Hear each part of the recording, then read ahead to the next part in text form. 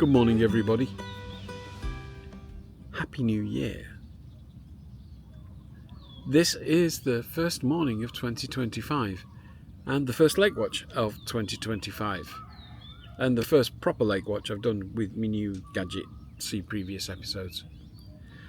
So what we're going to talk about? We're going to talk about tea, because tea is really important. When I first came to Thailand 20 odd years ago, the only tea bags that you could get were Lipton's, and it's American, and it's a bit like American beer. It's beer, American beer is beer flavoured beer. Lipton's tea is tea flavoured tea.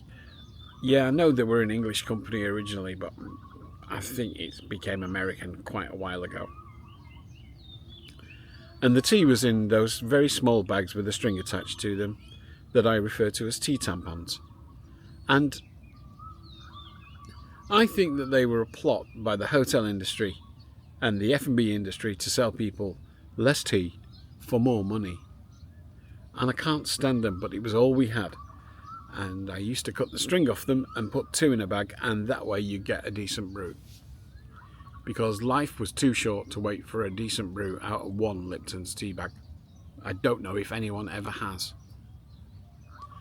So that was the Lipton's thing, the Lipton's era of my time here in Thailand. And then, what happened next in the sequence of tea? I hear you ask, and I try to remember. Oh yeah, so then what happened is I started to get people in the UK to send me tea, and anyone who was coming over on holiday, or if I had friends who were amongst that weird population that don't like tea, but had friends coming over from the UK, they would bring me tea too. So that was good for a while, and it could get unreliable because there were a lot of variables involved. But I managed to get by on that for a while. And then I discovered that the Marks and Spencers, there's about 5 of them, and they're not big. They're within shopping malls here. They're big in Hong Kong and Singapore and Manila, especially. They have big, full-on Marks and Spencers. Here they're smallish, but they started to have some of the food, and it's all the dry goods. It's not a full-on food court with the chocolate desserts and the sandwiches and all of that stuff. They just got these like a food corner within the rest of the bit of Marks and Spencers. But they'd have biscuits and they had tea. Result. Because some of their tea is really, really good. I'm sure it's made by other people and badged up as Marks and Spencers, and that's fine. But it was a bit expensive. And then every now and then they'd have these mad sales where they were like half price. So you'd stock up. Friends of mine like Rona would buy me these at Christmas and New Year, not New Year, on birthdays and stuff, because she knew that this is a tea that I could rely on. And then the Tesco Lotuses opened, and initially they didn't have tea. They weren't like a Tesco's in the UK. They were basically a Thai supermarket, but they had a lot of Tesco's own brand stuff in. The partnership was between Tesco's. It broke down eventually, but never mind. And they had the Red Label tea, which is a very honest, decent brew. So I could get, the other thing is I could get 80 of those for the equivalent of £2. So that was like having normality resumed. Tea's not an expense you normally think about, is it? You just buy tea. You don't think, well, can I afford tea? You just buy it. And that brought tea into that reality for me. I'd just buy it, and I'd buy quite a lot of it because every British expat here knew that it was decent, and they'd run out really quick. So I'd buy like 10 boxes at a time. So that was then. Several years later, I'd say about 8 years later, there was a company here that are like Amazon, but they're called Lazada. And that's when we started to get choice. There's a company called Food Variety. They've only been going for about 4 years, and they're mind-blowing. The stuff they get from the UK is incredible. If I'd have opened a version of Food Variety top of my list would have been, okay, a decent choice of tea, including Yorkshire. The next thing on my list would have been Hollands pies and steak and kidney puddings especially, and that happened last year. Get in. Wall sausages, I mean, just perfect. All the things that I would have wanted. Other things we can get McVitie's, for instance, without a problem. We can get McVitie's biscuits, but they get McVitie's bread and crumpets. What? I'd say the only thing left now that I can't get here that I would like to is a proper Donna, a Donna kebab. I get gyros and several other kebabs, but I can't get a, midnight Donna kebab from a kebab shop opposite a taxi rank like we used to when I lived in England. It's the only thing really, and I can live without it. So why am I talking about tea today? Well, it's a pretty big moment. Let's flick over to the lake. No, there's no tea in the lake. What's happened is that our Donna has become a tea fairy, and she sent me something that I was talking about. Yorkshire tea is the gold standard, although personally I prefer Aldi's Diplomat. Just a preference. I can't get that here, but I can get Yorkshire, so Yorkshire is the go-to.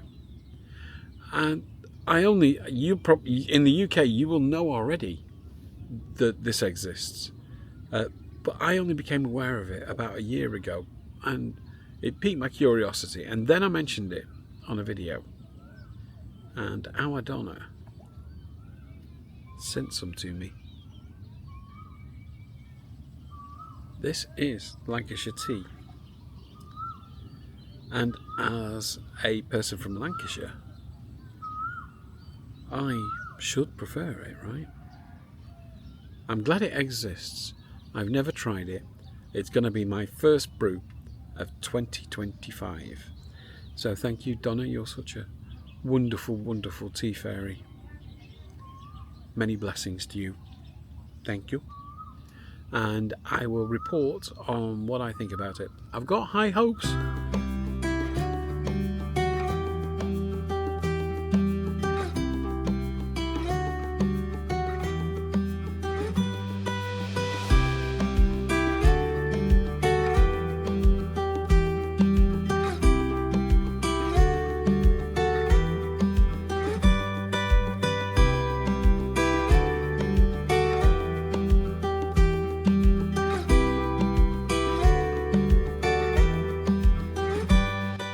It's got a good colour already, and I've not even stirred it. Fingers crossed, this could be sensational. So here we go. A Lancashire man tries his first ever Lancashire tea. It smells very good.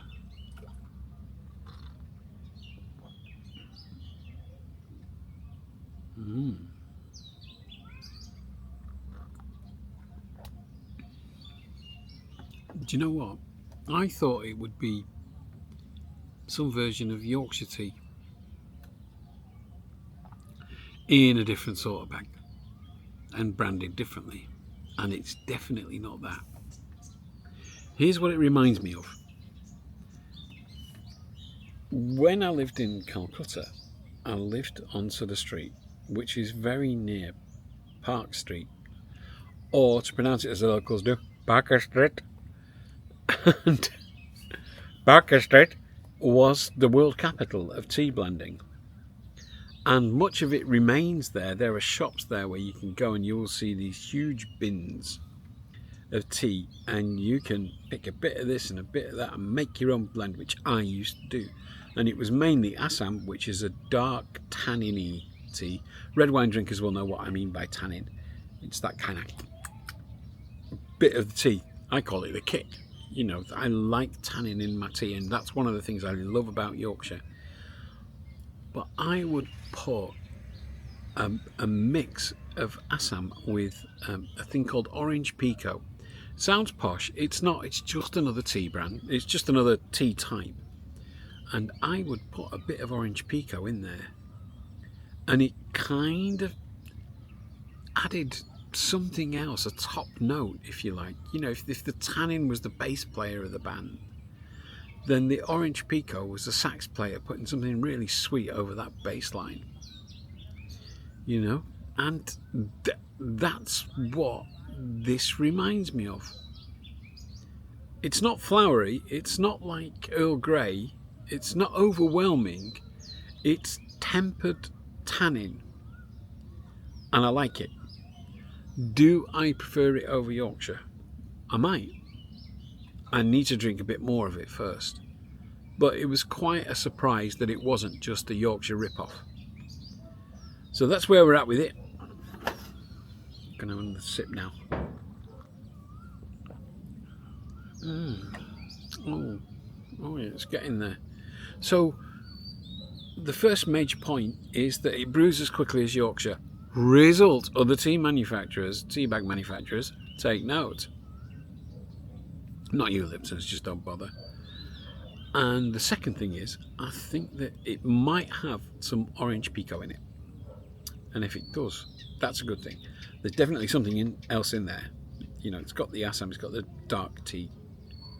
There's a few others that it might not be Assam, but you know, it's got that dark tanniny leaf in it.